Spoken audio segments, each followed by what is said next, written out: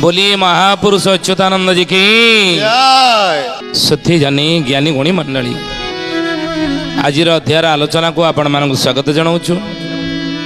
आज मालिका वचन आलोचन आम आलोचना करने जाऊे ओडिशा रे पांडव मानकर अस्त्र शस्त्र सब कौटी अच्छी केतेबेले ताहा बाहर एवं कंस राजार गढ़ ज्ञानी गुणी मंडली ये ओडिशा भितर सतर कौन कौटी अच्छी ये विषय रे मालिकार महापुरुष अच्युतानंद बा पंचसखा मैंने कौन आलोचना करिसंती। आलोचना शेष रे जने भक्तर मध्य ना कहबो कि से भक्त कौन तार ना तार जन्म ही महापुरुष मालिकार लिखिछन कहले बाबू रे कहले पूर्वे लिंग राज रहिछि उत्तरे महानदी तहि विद्यमान प्रसिद्ध कंसर राज गादी कंसर राज गादी बाबू कंसर राज गादी कंसर राज गादी बाबू कंसर राज गादी कहले कंसर राजगादी भी ओडिशा क्षेत्र में रही कौटी रही आम कहते मथुरा कटकर राजा हाँ ता ठीक एठारे मध्य कंसर राजगादी रही कौटा ना पूर्वे लिंगराज रही उत्तरे महानदी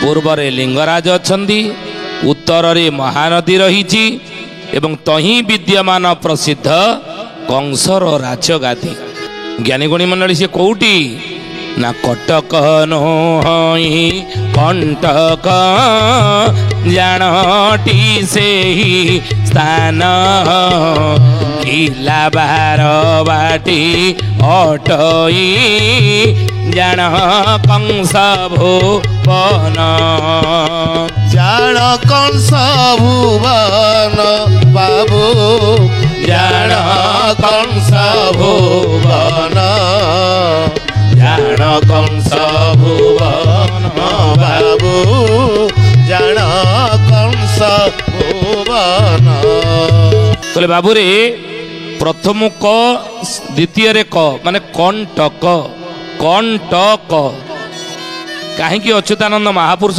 कटक को कंटक बोली कहले कटक प्रथमे क शेष क मझिरे ट कहीं कटक कंटक कहले कौन पाई ना उत्तर रे महानदी रहिला उत्तर रे महानदी रहिला दक्षिण रे काठ जोड़ी रलीला दक्षिण रे काठ जोड़ी रलीला बोले बाबू रे ये दुईटी हूँ कटक पाई कंटक कौन कौन ना उत्तर रे महानदी ये कटक पाई कंटक द्वितीय रे दक्षिण रे हूँ काठ जोड़ी ये मध्य कटक पाई कंटक तेणु ये दुईटी कंटक बोली ये ज्ञानी गुड़ी में दीपटे क रही कंटक कटक कंटक रु कटक ही कंटक कटक कटक में कंटक महानदी एवं काठ जोड़ी कहले निकट रे शंख शब्द हेब निकट रे शंख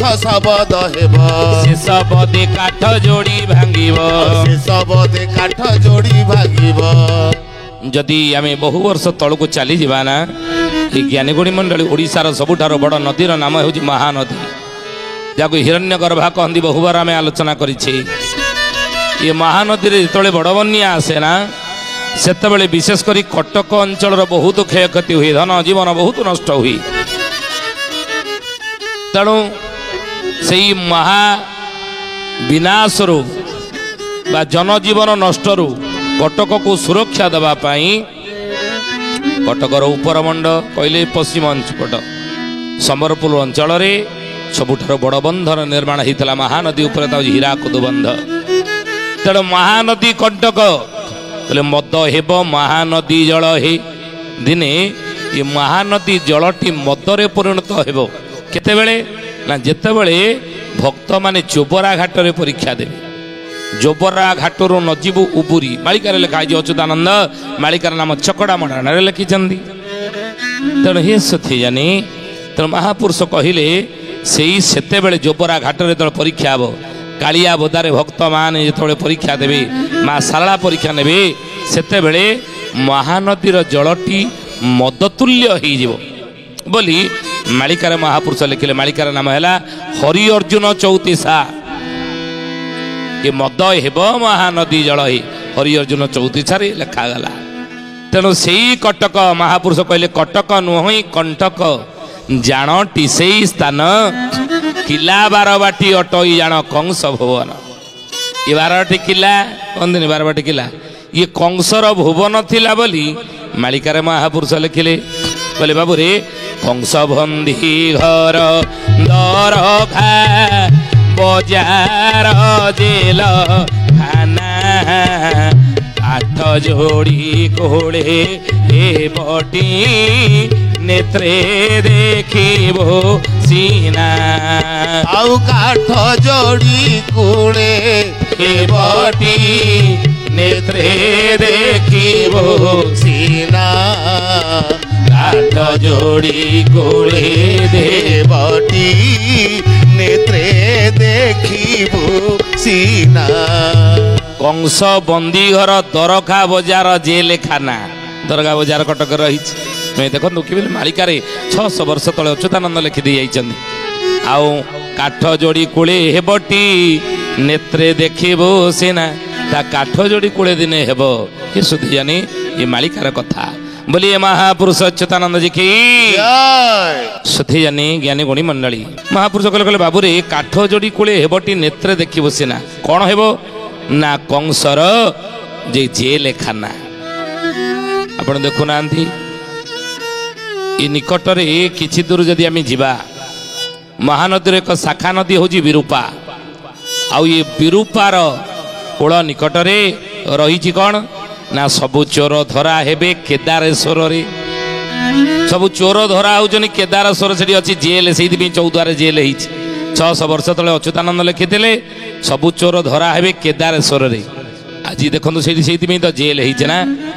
तो महापुरुष कहले कहले बाबू रे माल गोदामटी जानाम ओटे तामाल खाना चेताई देउछि बेड़को नौ तो अमना।